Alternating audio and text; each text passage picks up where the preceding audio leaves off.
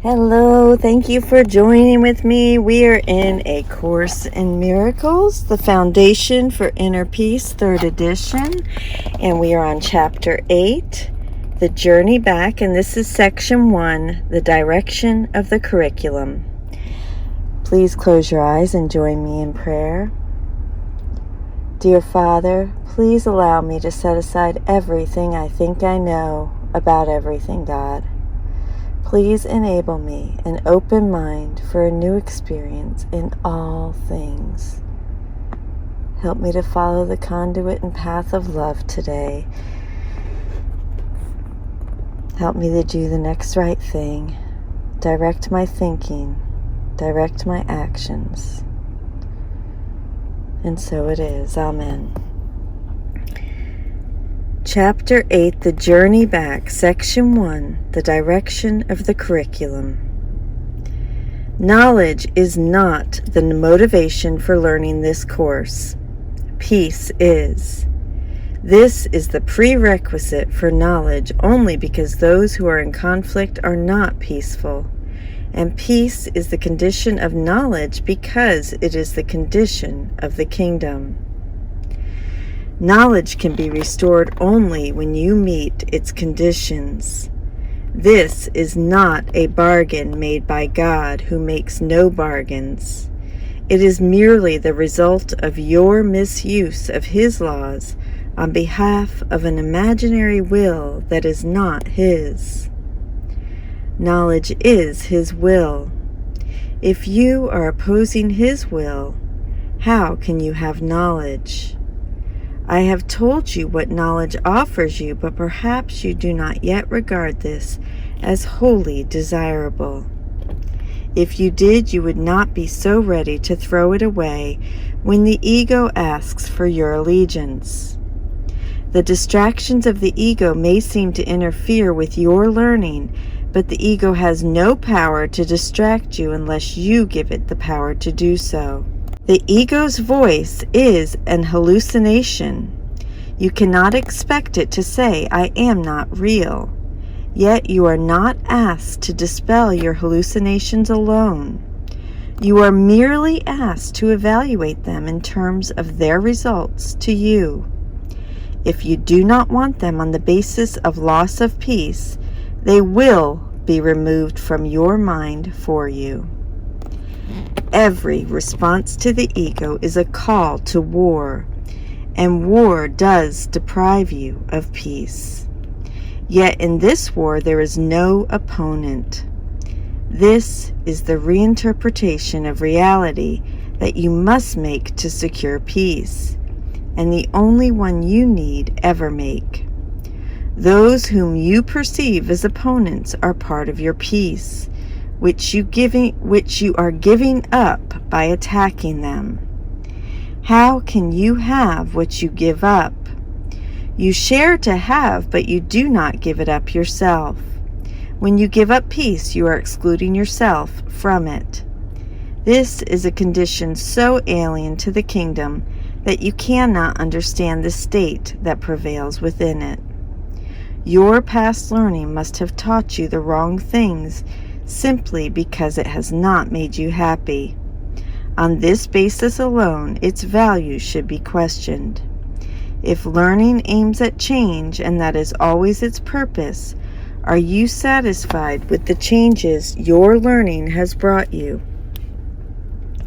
Dissatisfaction with learning outcomes is a sign of learning failure, since it means that you did not get what you wanted.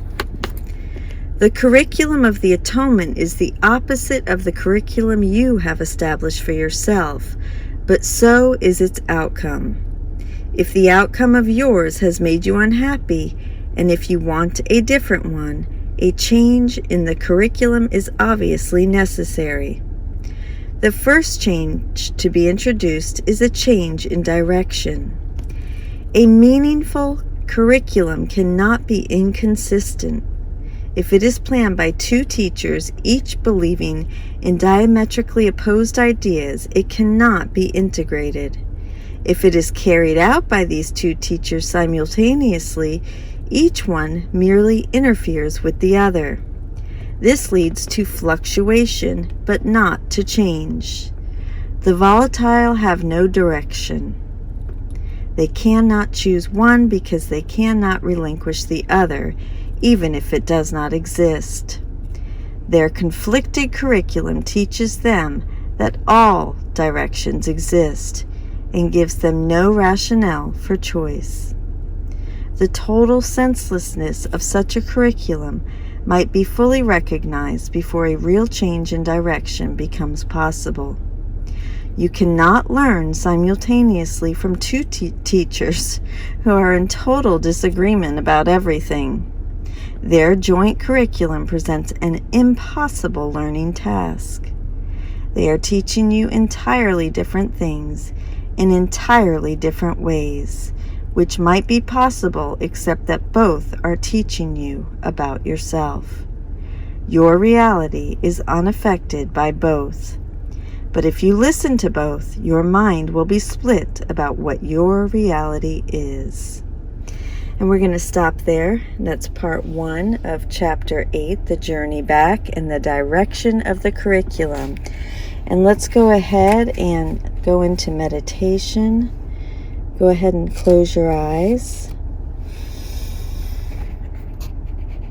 Focus on your breath, in for 2 through your nose, out through 4 through your mouth.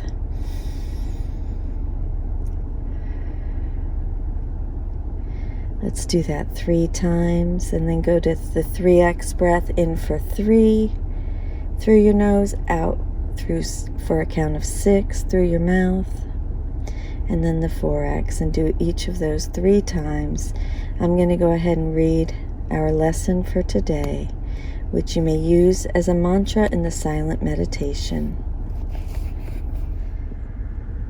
I am entitled to miracles because of what I am, because of what God is, and I am one with God.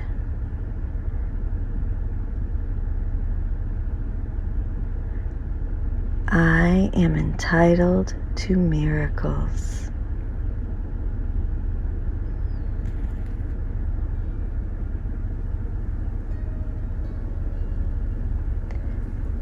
I am entitled to miracles.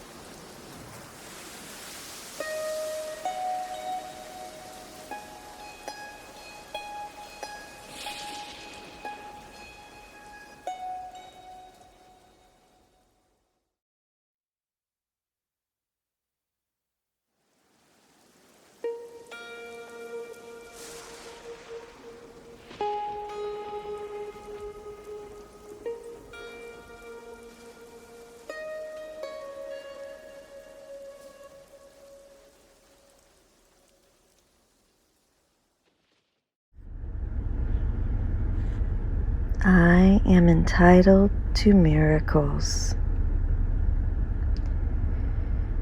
There is no room for uncertainty or doubt today. I am entitled to miracles.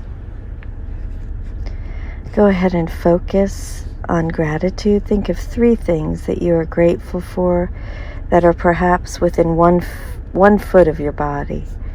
Go ahead and think of 3 things that are close to you right now, or on you, or part of you.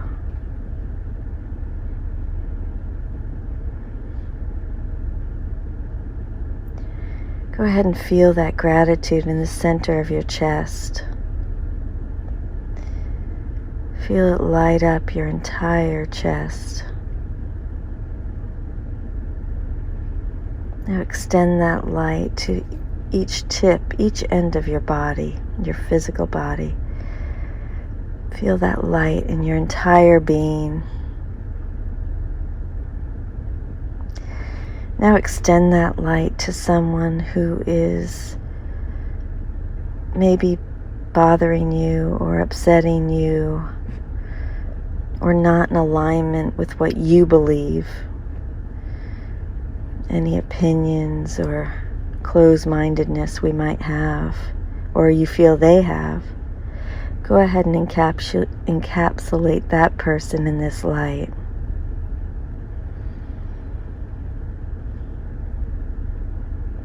And extend that light even further. Encompass all those that you love. Anybody who crosses your mind.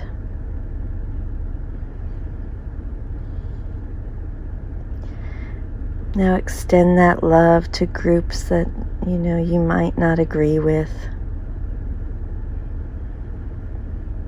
Any political parties or other groups in this world that you might not agree with, and see this light shine in those groups. Maybe see them with picket signs or standing down, and see this light shine. You can't even see their features. This light is so bright and beautiful, extending from them. And it's joining with our light. And we're all joining together. And go ahead and envision this light around the globe. See this light in the sick. See this light in those affected with the virus. See this light in the families and friends of those that are affected with the virus. See this light in the young and old, in this afraid, those that are afraid, those that are weak, perceiving themselves as weak. See this light in everyone on the planet.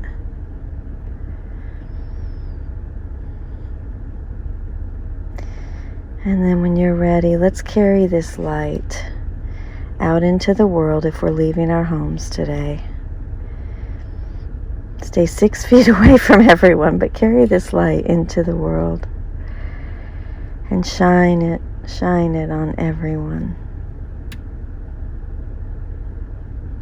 I love you. Thank you so much. Have a beautiful day. I'll see you tomorrow.